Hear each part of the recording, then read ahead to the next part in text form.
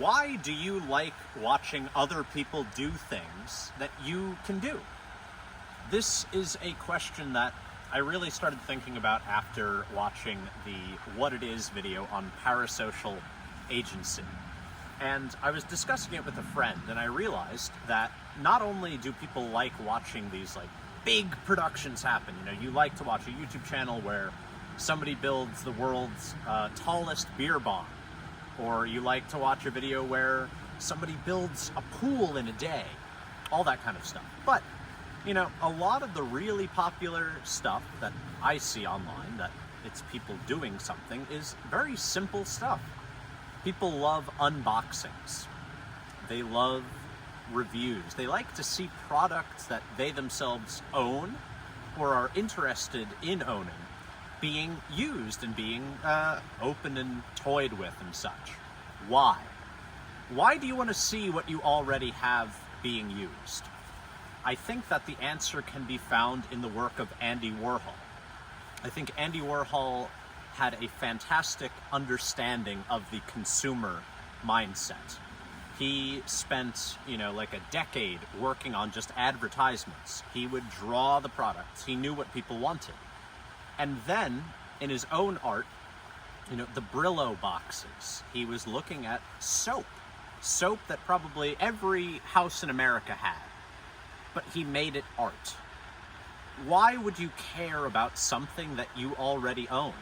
Why would you want to see Campbell's soup when you have Campbell's soup at home? Well, the Campbell's soup at home isn't real because it's yours, because you're not real. You watching this, you're not real. You're not here at Melkillian Park with me. You're not keeping the dream. But you can feel like it when you watch me here doing and speaking. You can feel agency. You gain parasocial agency. When I look at a Warhol piece, I can utilize all of the previously latent, meaningless memories of Campbell's soup.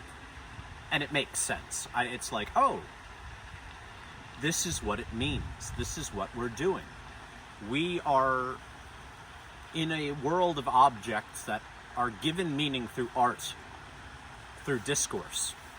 When we hear people talk about things that we do, we're very interested. Very interested. This is why when I've made videos about video gaming or about porn addiction or whatever your vice is, you get more interested.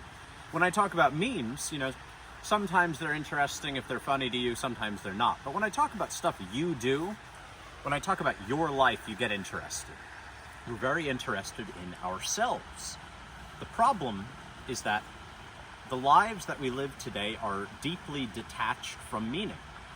We don't really have agency over our own lives, or at least most of us, I don't think, feel that we do.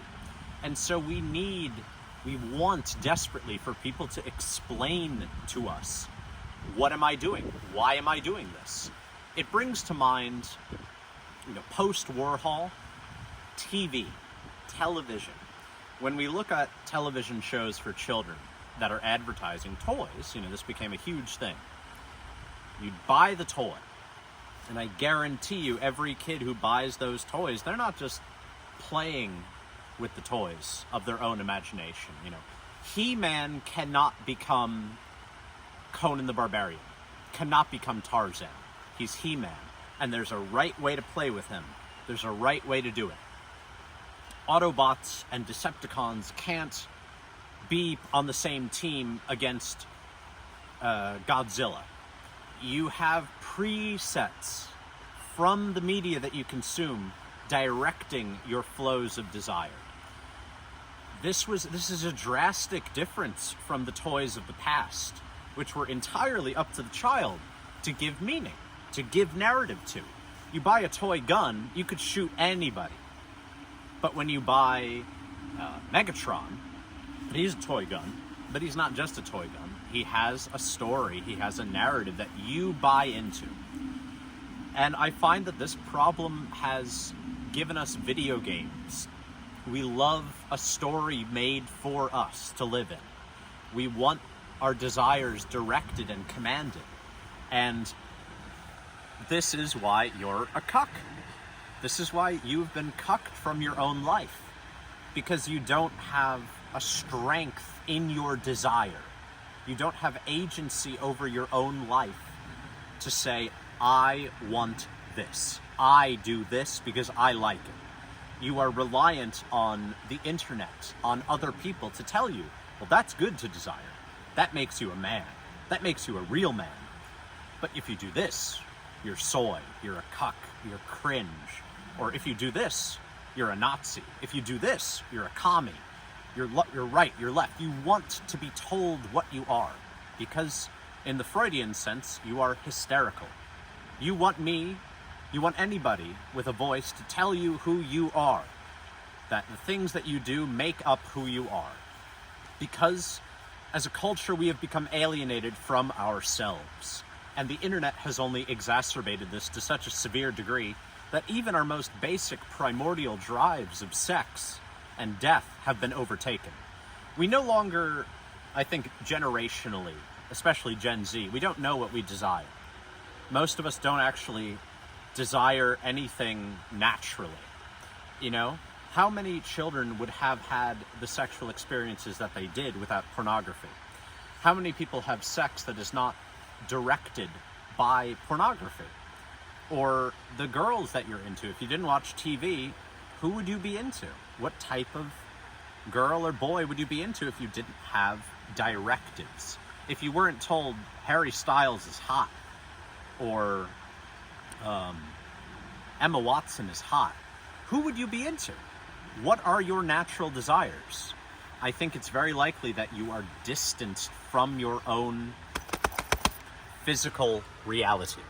The reality of your body has become so distant from the phone, from the screens. The screen becomes real to you.